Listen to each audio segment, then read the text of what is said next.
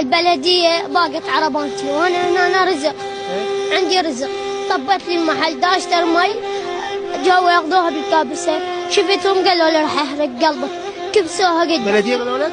اي قالوا لي راح احرق قلبك، كبسوها قدامي. انا شنو ذنبي هاي 5000؟ شنو ذنبي يجي 5000؟ انا عندي اخ صغير والله تكلم بس 40,000 ادفع له محفظات وحليب.